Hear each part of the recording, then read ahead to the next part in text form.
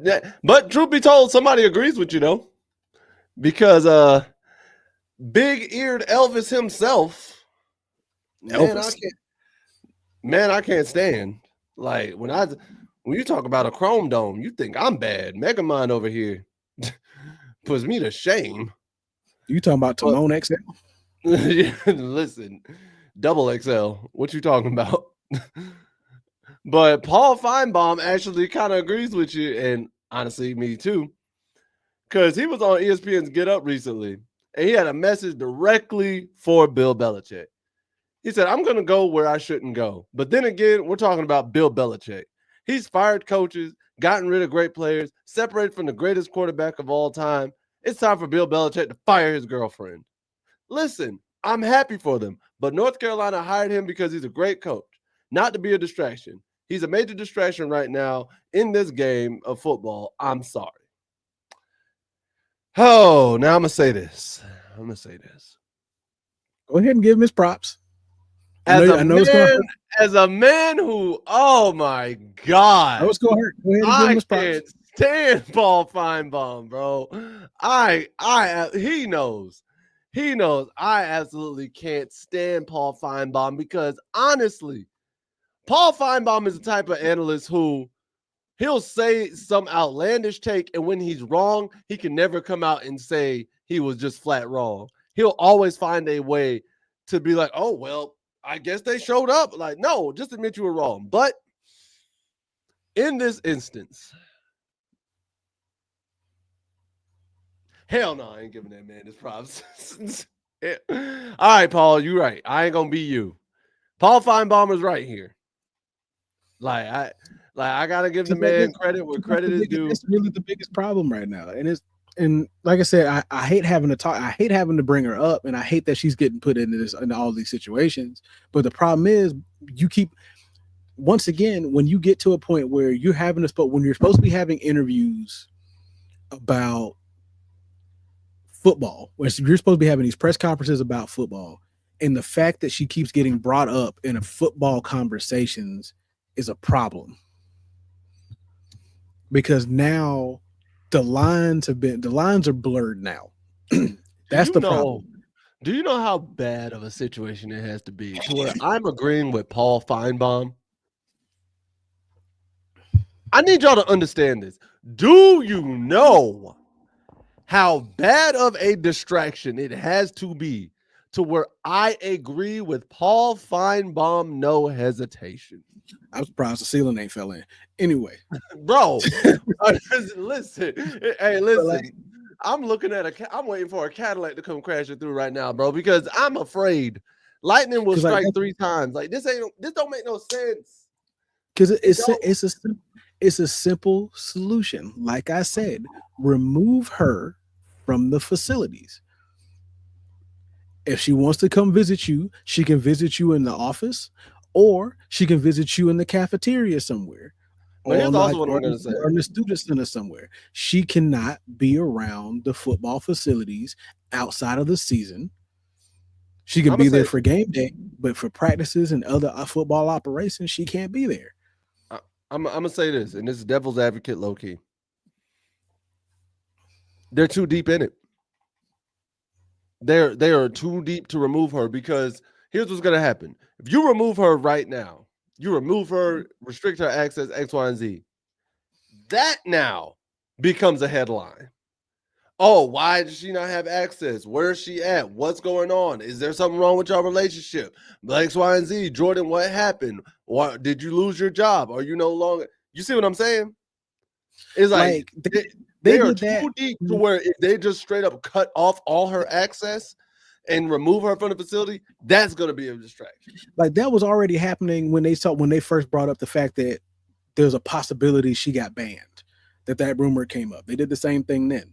I'm gonna say this: you're not banning her at all.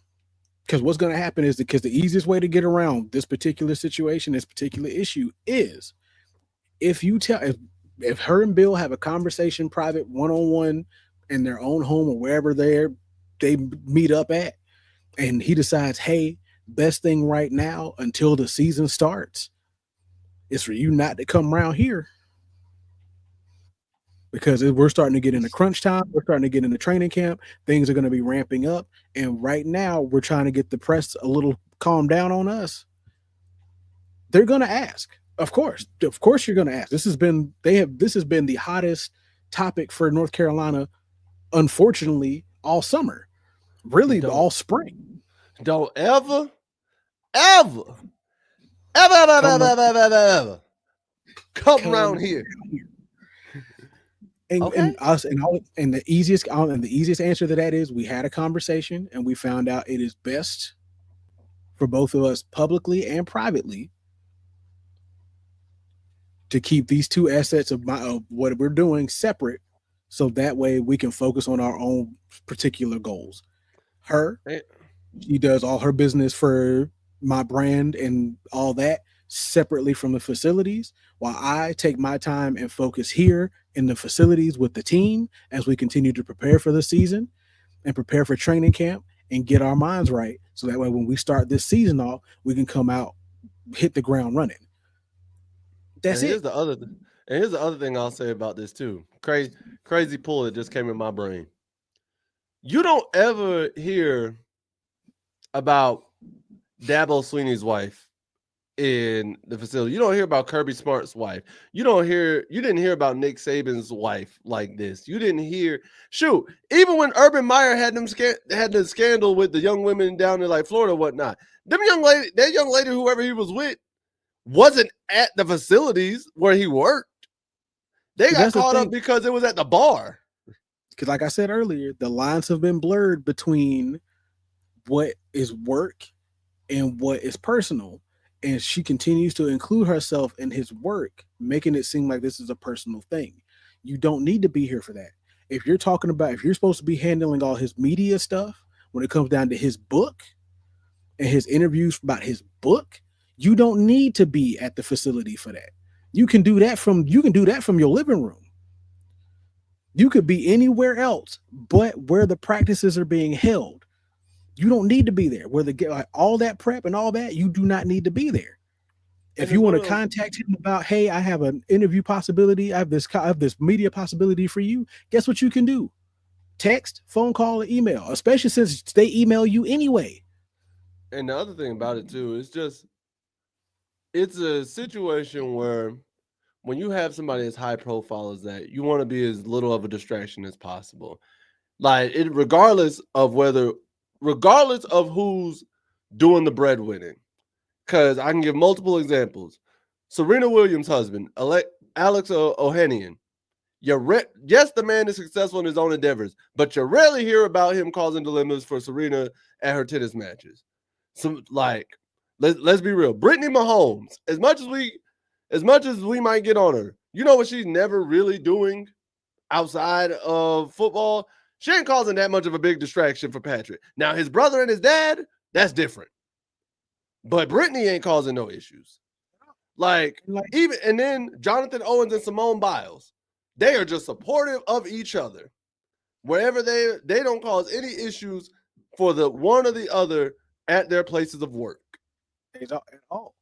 And Like, and like that's I don't think I think that's one of those things. That's a level of maturity she hasn't hit yet. Sure, you've been out and you've done this and you've done that, great. But the best thing for you to do right now is be hands on by being hands off. we're not telling you to shut up. We're just telling you just know there's a time and place. Exactly. Talk from a distance. There's a time there's a time and place, and it's like obviously we're not telling you to shut up and disappear and don't say anything. No, you're we all know you're his girl. We all know you're his partner right now. And when there's a time and place, or if there's something to do, like you said, with the book that you're handling, you have all the right to speak up. You have all the right to be seen. If it's an event where he said, I want her by my side for X, Y, and Z, cool.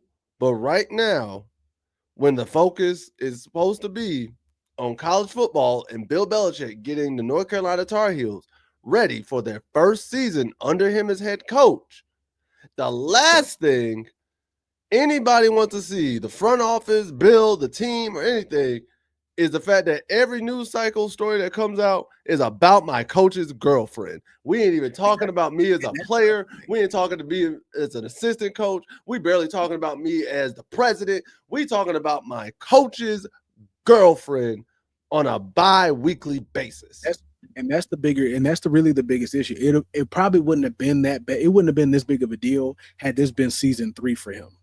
Oh, but yeah. It's not. This is his first season here. This is his first season in college football. All eyes are on North Carolina. Everybody is picking through the mess with a fine-tooth comb. They're looking for a reason to talk bad about, because that's the thing. A fine-tooth comb because they want something. Even as NFL distraction. Even as NFL fans, we used to try and find a reason to not Bill Belichick, Spygate, Deflategate, whatever the case may be. Like, we would always try to find a reason. Now, at the college level, it's basically free season because, like we just said, they're looking for it. And you have this big distraction of this 72, 75-year-old man dating this 26-year-old girl, going into a college facility, going into a college team for the first time ever in his career. And that's all we've been talking about because constantly stuff keeps happening. It's not like it's still back when they first got together and nothing's happened since. That'd be different. At that point, I would be dragging the media if literally nothing has happened since the announcement of, oh, yeah, we're officially together. Like, she hasn't been in the media. That interview didn't happen. There hasn't been like a back and forth. You know what I mean? Right. Because at that point, I'd be getting on the media for just dragging this storyline. It's like, yeah, we know it's weird. What can we do? But the fact that constant stuff keeps coming up is what makes this weird. Yeah, because the same thing happens to brand new coaches, even in the NFL. Because we'll even take what's happened.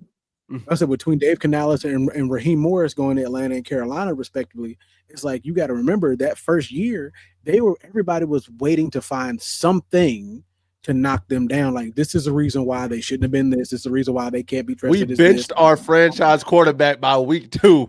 Canales made a bold decision. Like, what? They got on the Raheem Morris for his poor decision making when decisions needed to be made. Time management was a big problem for him. Making decisions went down the stretch when they talked about replacing him with Kirk Cousins for Michael Penix. All that was happening.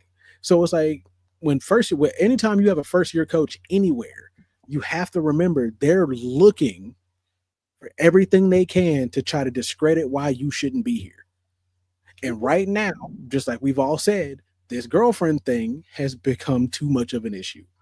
Way too much. Way too much of an issue.